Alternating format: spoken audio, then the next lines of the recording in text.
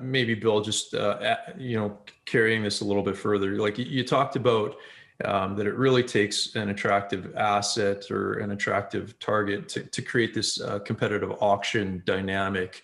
So in the instance where there are a few bidders, how do you create competitive tensions and really drive deadlines when you're trying to receive LOIs and push towards closing? That's where you prove your mettle as a poker player, I suppose. And if you've heard me say this, and I think I've mentioned this numerous times in our presentations here, and I've certainly said this a lot, we like competition or the semblance of competition. And simply an investment banker making a phone call or sending an email to a potential buyer or investor, right away, if that other side, that buyer, that investor is sophisticated, and obviously they're going to be, they're probably going to figure out, well, we're not the only group being contacted by this investment banking firm. So simply having an investment banker is the semblance of competition.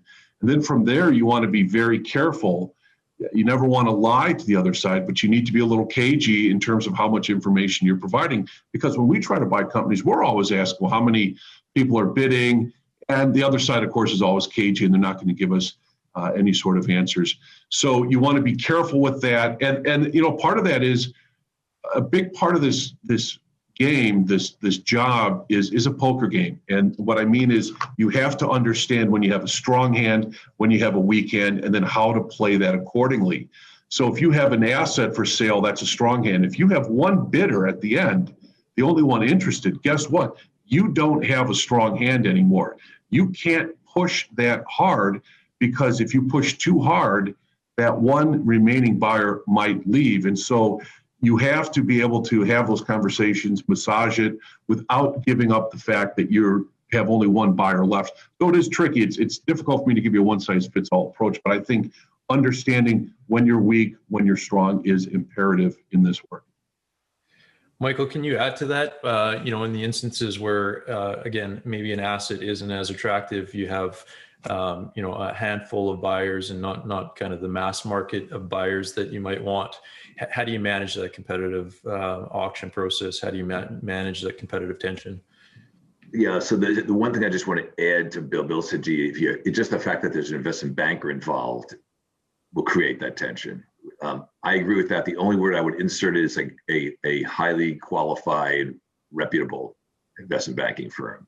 So the first decision they're making is hiring the investment banking firm. They're going to be a reflection on you. And if they look at a company that's just been formed 2 or 3 years ago, does a deal every year, that's not going to be impressive, and that will be signaling. So just having us involved and conveying our knowledge and experience is important.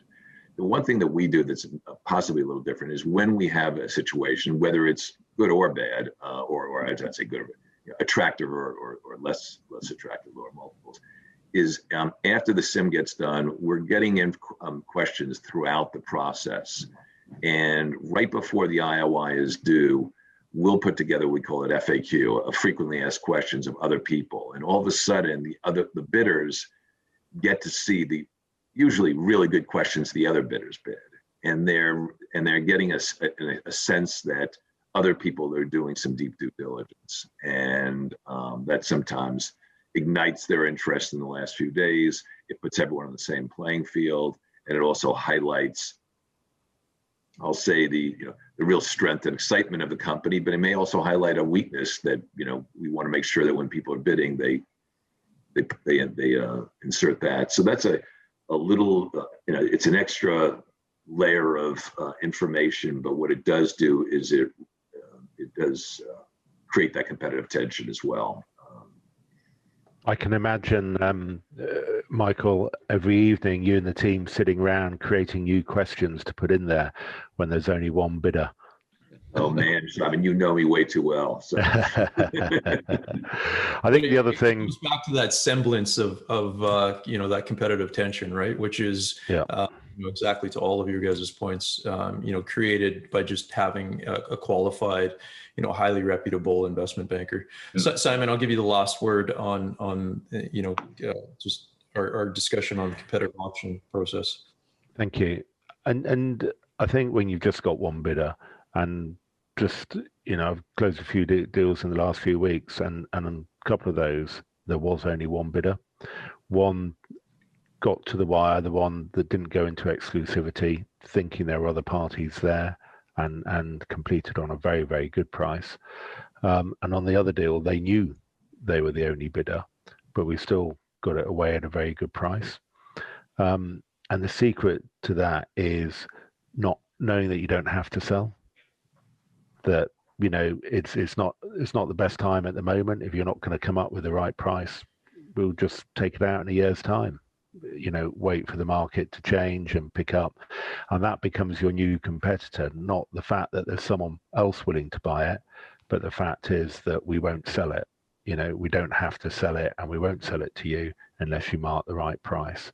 So, as I think Bill made a really good point, any investment banker can sell a strong business, but it takes a really good investment banker to sell a business that's not not got lots of bidders, where you've got a weak hand, and you've got to work really, really hard to understand the different perspectives of that one buyer, or hopefully two buyers, but of that one buyer.